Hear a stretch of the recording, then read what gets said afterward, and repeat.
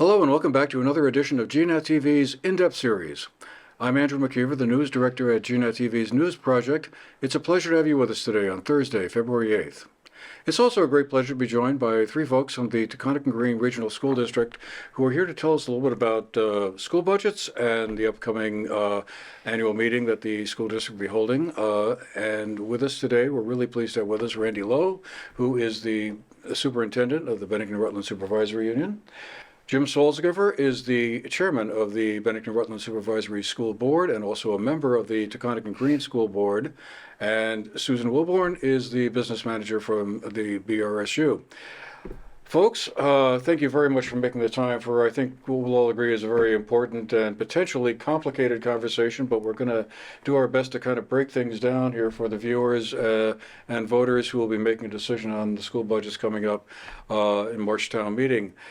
It's been, I think it's safe to say, a bit of an unusual year in the lead up to town meeting. When it comes to the school budgets, a lot of talk about all of that. So, Susan, let me start with you. I wonder if you could just sort of get us started here by, I guess, comparing this year's Taconic and Green budget to the one that's in effect at the moment. In other words, the fiscal year 25 budget compared to the current fiscal year 24. Sure. So the FY25 budget, next year's budget, is a 5.7% increase over the current year's budget.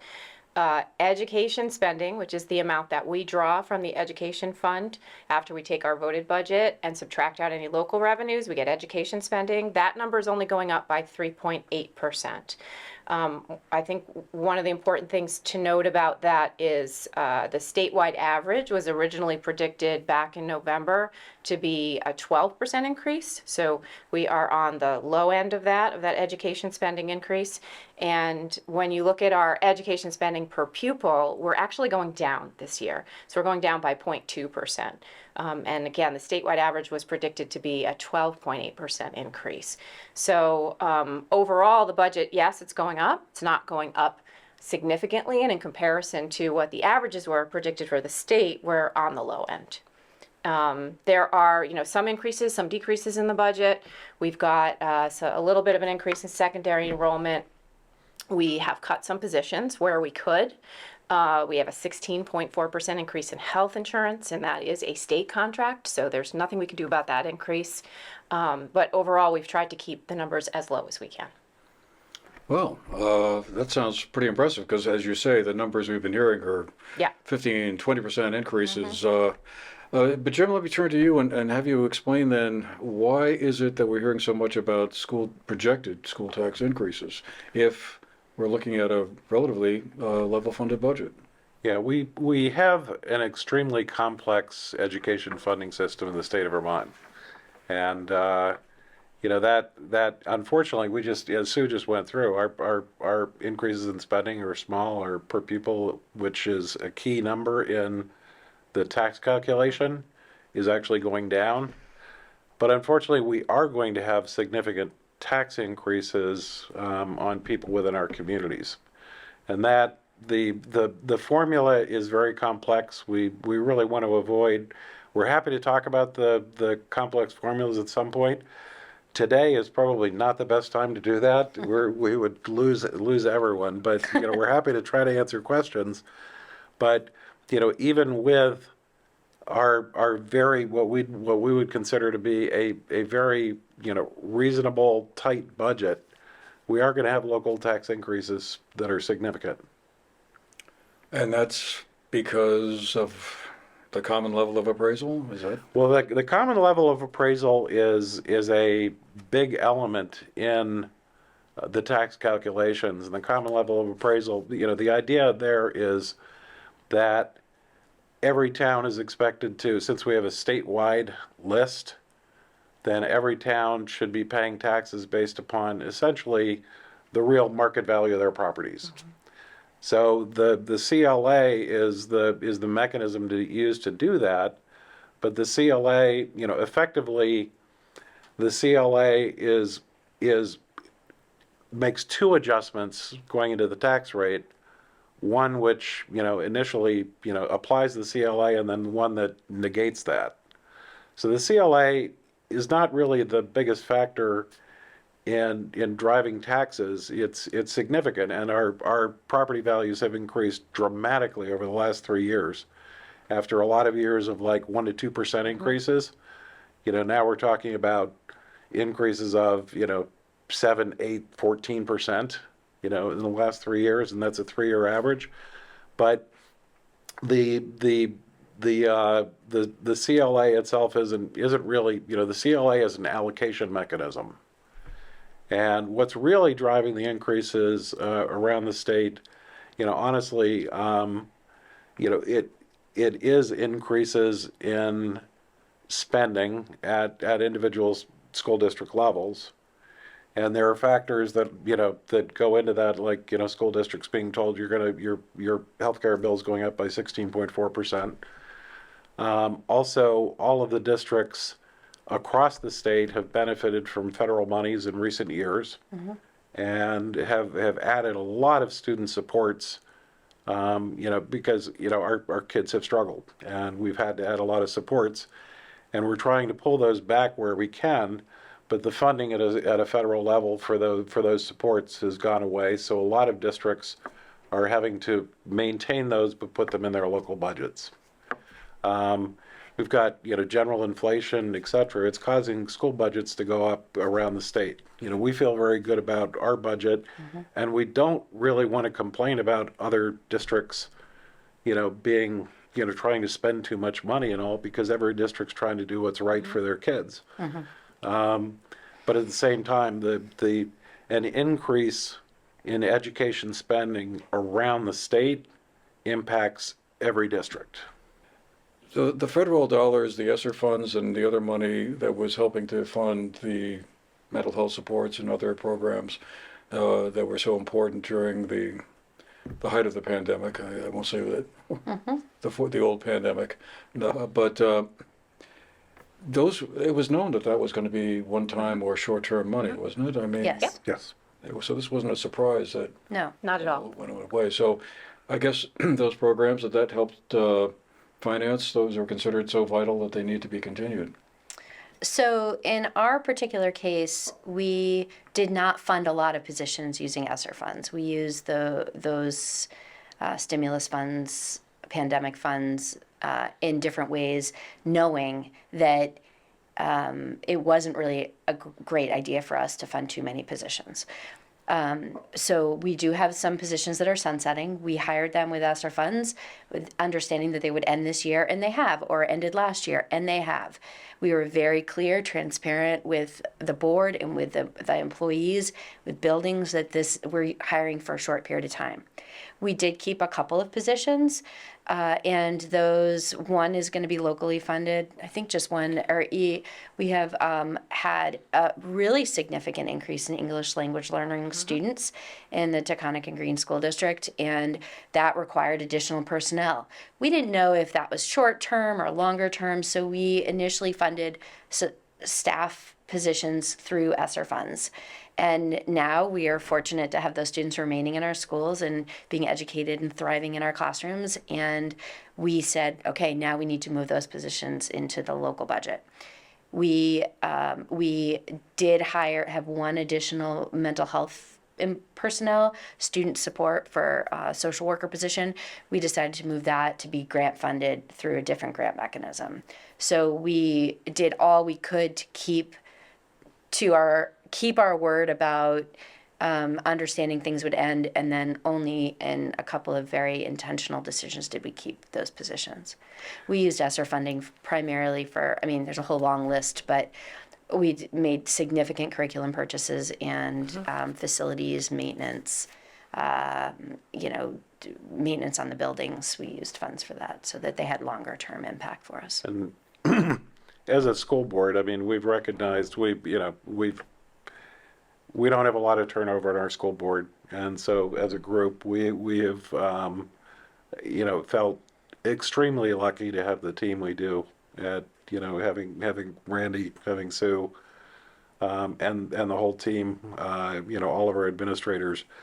When the ESSER funds were flowing in, they pointed out to us right away that we have to handle these the right way. We have as a district. I think a lot of, it's a real challenge in a lot of districts to, oh, here's a whole bunch of money and, you're just trying to get through the day. So, you do whatever with it.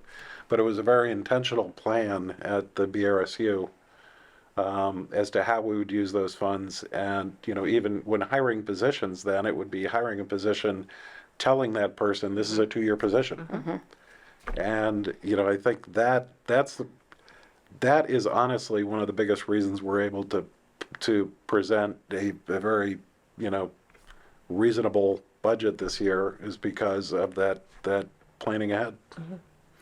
Now, you also had some reserve funds or stabilization funds to work with. I guess I just wondered, to what extent did you think that this was maybe the rainy day year, and it was time to pull some of the resources from those funds to apply into the budget so that, it might mitigate a little bit of the tax increase? Do you want me to, or? I can start. How about I Yeah, start go and ahead. I'll pass it to you? Yep. Yeah, so I think that with expected new legislation where we will hopefully see a 4-cent change to our tax rate, a 4-cent decrease to our calculated tax rate, we're still seeing a significant increase in the tax rate. And then when you factor in CLAs, it does increase those tax rates further. And what we're seeing, and just briefly talking about the CLA, it's not just factoring in the CLA, it's also factoring in the change in the CLA from one year to the next. And as Jim said, it's all one formula. It's how much money does the education fund need to fund everybody in the state. CLA is part of that. But when you're doing the math and actually showing the calculation, and you see a CLA that maybe was 80% last year and this year it's 70%, it bumps that tax rate up even further. And it is because of the property values. So when you consider both the increase in the tax rate due to how much money the ed fund needs when they set the yield, and factor in the CLA, we're seeing really big tax rate increases on a town-by-town basis. So I think that's the reason to consider utilizing that tax stabilization reserve fund. And at our T&G meeting the other night, the rainy day concept came up very clearly. And,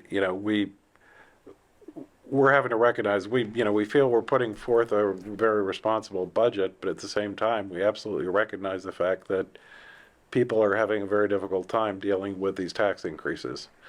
We're doing what we can as a school board, but, again, through planning ahead, we've built up some tax stabilization reserves over the years. And we decided that we had to do something to provide some relief to our local taxpayers.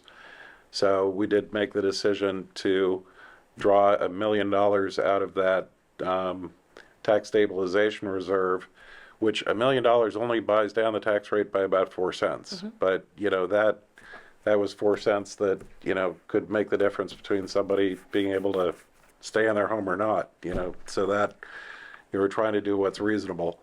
We always have to keep in mind when you use any reserves like that, if you use them in one year, then you're creating an issue for your next budget year. Right. So we also had to be reasonable about, we could, if we threw a lot more, if we used $2 million instead, actually we'd be setting ourselves up for a big rate increase next year.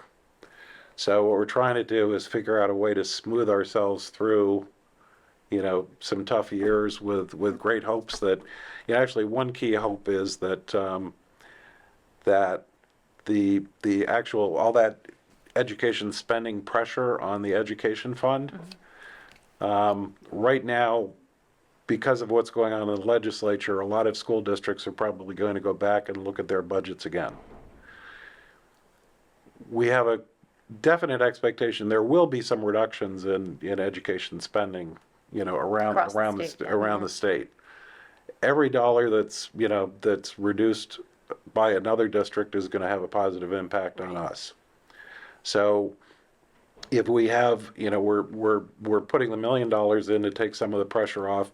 Our expectation is that some of that pressure is also going to come off because, some school districts will be able to tighten their belts a little bit more, reduce the pressure on the ed fund statewide. That causes the yield to increase, which causes tax rates to come down. We're hopeful, but we're guessing at this point.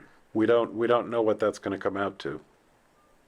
So, even with all this uncertainty, you decided to go forward and have the vote on the school budget at the same time as originally planned for on Tuesday, March 5th, I guess, would be town meeting day. And you'll be holding an annual meeting prior to that to Yes. sort of explain what's going on at that night. Off the top of my head, I February can't remember. 27th, The February 27th at I should know that. Manchester. And it's going to be in Manchester? Manchester Elementary Middle School, and the board's hosting an informal, like, kind of visiting time at 6 o'clock, and then a more formal community engagement event at 6:30. So we invite anybody to attend.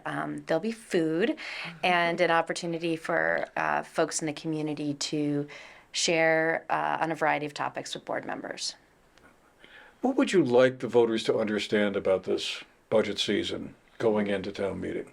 I have my thoughts on what I'd like people to know.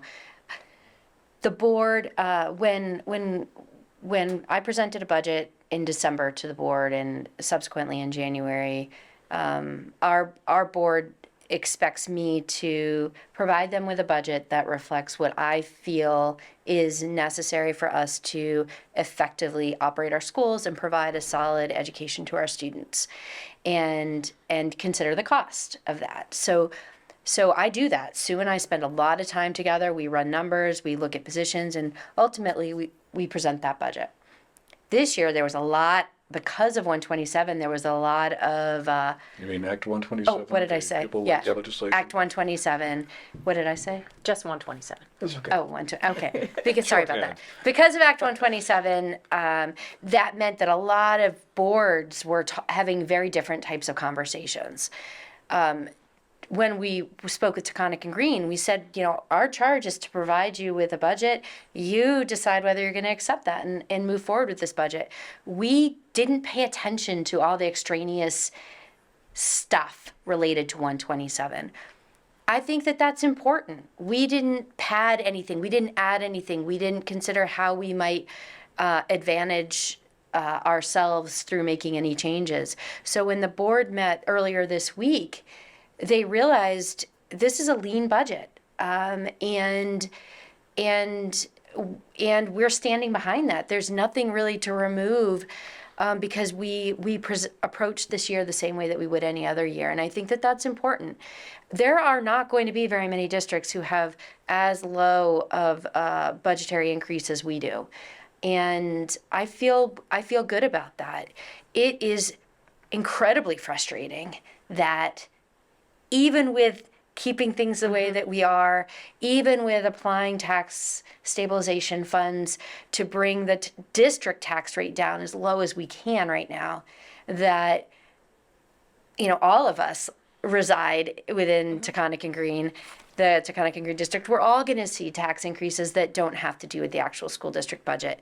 And that's unfortunate, and certainly on the minds of a lot of people as we look ahead about, this is confusing. People don't understand the formula, and I'm not sure that it's accomplishing what it was intended to. So who knows what will happen, but hopefully there'll be meaningful discussion at the state level that begins to analyze the formula and consider ways in which maybe school district budgeting and a district tax rate maybe stands alone from property taxes and values and the CLA altogether. Who knows? We'll see. Locations, yeah. Yeah. One thing I want to make clear, though, is, we're talking about the education funding formula being complex and difficult.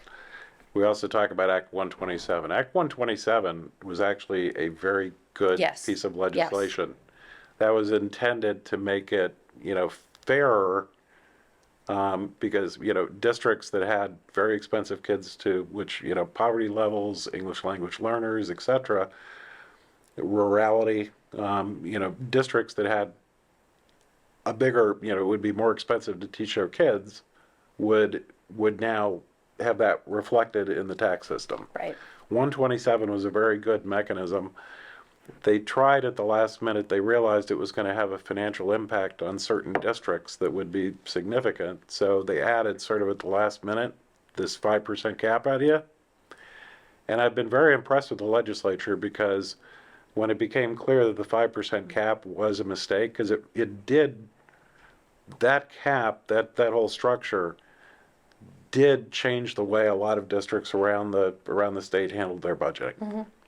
And it did drive up the budgets in quite a few districts. I was impressed that the legislature, essentially recognized that, owned it, and said, okay, the 5% was a mistake. And they've come up with a new mechanism, which, no mechanism is perfect, but it's a whole lot better. And it seems to get at what their original intent was. And, I think the thought is, a lot of people, their concerns, I was involved with 127 as it was getting off the ground, and the concept is great. Right. People shouldn't be mad at 127. They should just recognize that, okay, there was a little slip up, with that 5% cap mechanism that created an additional spending issue. Right. On top of already difficult, budgeting years. So that's being addressed now. That's why a lot of districts are going to be going back and looking at their budgets now, because they realized that, essentially, if you're capped at 5%, then, and, the idea was if anywhere up to 10%, you're safe. People had the ability, well, then shouldn't I have a budget increase of 9.99%? And, and it was a perfectly rational thing to do, but rational in terms of an imperfect mechanism for handling the budget pressures from Act 127. So it's the legislature's done a good job. They've come up with a new mechanism that is, all of our districts are negatively impacted by Act 127, but at very different levels. And for us, it's, I think we're finding it a reasonable approach to fixing the problem. Because it's important to recognize, the ed fund is the way that all of our districts are funded. And there really aren't any sources other than, there are a series of, sales and use tax, things like that account for about 1/3 of the funding for the ed fund. Property taxes account for the other 2/3 of the funding. Now, when we have increases in education spending all over the state, that creates a bigger call on the ed fund and requires the ed fund to raise more money. And the only place they can go to raise more money is the property tax. So if we had an extra dollar of spending, called on from the ed fund, then, property taxes are going to have to cover 100%, even though they're only 2/3 of the funding for the ed fund. The property taxes need to be increased by $1 to cover that spending. So, what we also have going on right now is, by the nature of the funding of the education fund and the fact that it's the only place to go for these funds, our property taxes almost always are set up to have a bigger increase than our spending increase. Because it's only 2/3 of the sources of funds, but it has to cover 100% of the increases in demand on those funds. That's maybe going a little further. No, there's about a dozen questions in my mind right now about, well, couldn't the state can't the state raise taxes in another way? Or As Do I other said, things. from other funds? state level discussions. Yep. I think we had a rainy day fund I remember hearing about back in 2009 during the Great Recession, and There were also that, tax studies done where they've, looked at whether an income tax would be a better idea for funding schools, a lot of different ideas. Personally, I just find the three of us and a whole lot of other school board members and people, spend a lot of time trying to understand this stuff. And this year has been sort of mind-blowing. It's been very difficult to understand it all, and the expectation, to expect, your average citizen to have a clue is just, it is unrealistic. So I think, we simplifying the system is, I think the legislature is also recognizing some of this, and they're talking about what they could do during the rest of the session to maybe have this problem not reoccur. Right.